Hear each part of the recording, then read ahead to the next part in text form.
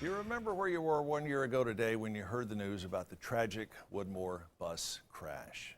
Certainly a day that at least here in the scenic city, it seems like the earth stopped spinning for a while.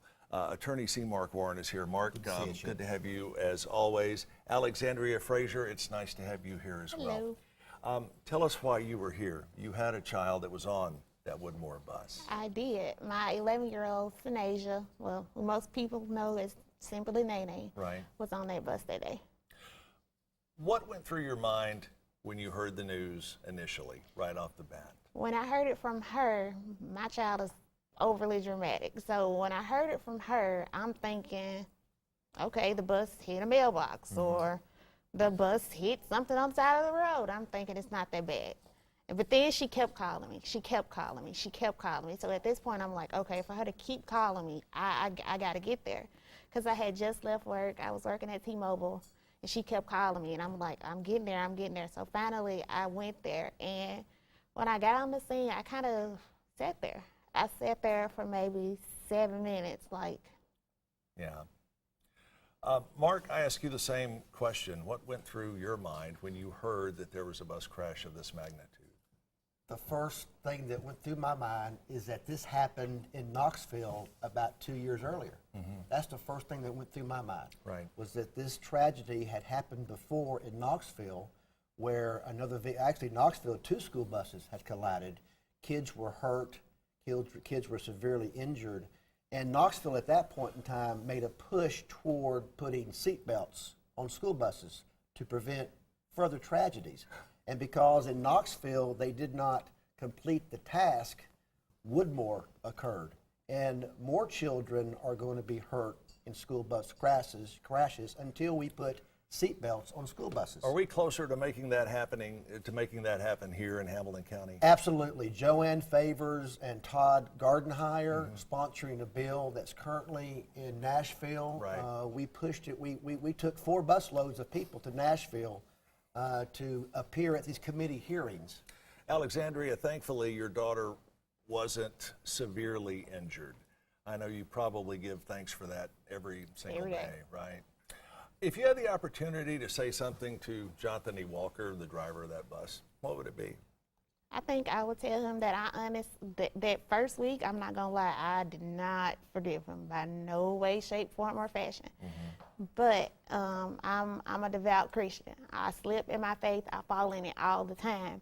But part of being a Christian is forgiving. I will honestly look him in his face and tell him, you know, I forgive you for what you did. I don't believe for 1 second that you intentionally did that. You know, the decision that at the end of the day, Right. you probably will go to jail, but, you know, that's when you die, you don't have to face me. That's between you and Christ, and I really hope that he's gotten right with Christ. And sometimes forgiveness in situations like this where you lose a member of your family, it doesn't come easy. No, it does not. It certainly does not. How long did it take you to get to the point where you could look yourself in the mirror and honestly say, I forgive him? Probably a good 2 weeks, because I was mad. Like every time I had to look at my child, one of the things at the hospital they told her with her concussion was she probably wouldn't remember half the stuff. She would go Right. in and out. My child is a cheerleader, so when they told her that you probably won't remember how to cheer, she flipped out, and that's her whole life. Like, And she has, those memories have come back, correct? Earlier this morning on News 12 Now, this morning in our 6 o'clock hour, we got to talk with 5 moms who each lost a child. And I'll tell you, it was very somber in here, and this has been a year later.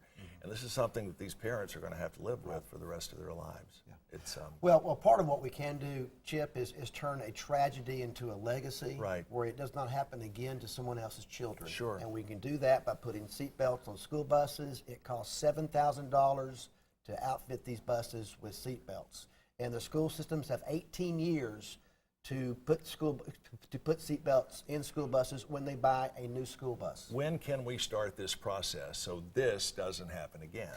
We can complete this process this year in 2018. What's the best way to do that? Do we let our We have a elected officials petition. know, sign a petition? We have a petition on our website that they can sign that we're going to take to the governor, and they can support the Woodmore families when we go to Nashville for these committee hearings. We have a very important Finance Committee hearing in January where it's either going to live or die in that Right. hearing. Sign the petition. You can find out more about that by contacting the law firm of Warren and Griffin. Alexandria, I want to ask you another question here. 1 year ago, before this happened, you were getting ready for a big Thanksgiving. How is this Thanksgiving going to be a little different for you and your family? We actually get to have it because not only was my child on the bus, I had a nephew-in-law on the bus too. So Thanksgiving was just kind of somber. We didn't do Sure. anything. But this year, we gonna do it up this year. We excited to see all the kids come together. We excited to see them play and laugh and us cut up as adults. And the accident will forever always be in the back of our mind. But it's good to see the kids at least, because they live with it every day. Every day they live with it. They, like even this morning for my daughter, it was kind of bittersweet because on the way to school, she said, "Mama, this is exactly what we did last year." Yeah. So I got out of school and she kind of sat in my car for a little while because she didn't honestly think that she would be able to do it.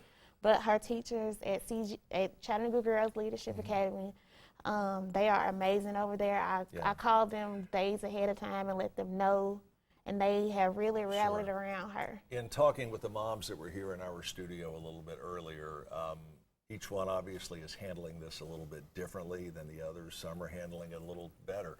But they all agreed that quick that this incident has brought the Woodmore community together more as a family. And they know if they can face that and tackle it head on, then they can take on just about anything. So, again, the petition's going to be at your office, or you'll be able to tell folks how to get this signed. Or you can go to our website, warrengriffin.com. And the story of Alexandria and Mark has got a happy ending. Can you tell us It about does. that? I mean, I met Alexandria because of this tragedy, and we had an opening in our law firm for a receptionist. Right. We have 2 receptionists at our law firm, and Alexandria now is a valued employee. Happy to hear that. Alexandria, Right. hope you have a happy Thanksgiving. You too. Mark Warren, have a happy Thanksgiving as well. If you want more information about this petition, 265-HURT, the phone number, 265-HURT, and the website, warrenandgriffin.com. We'll be right back.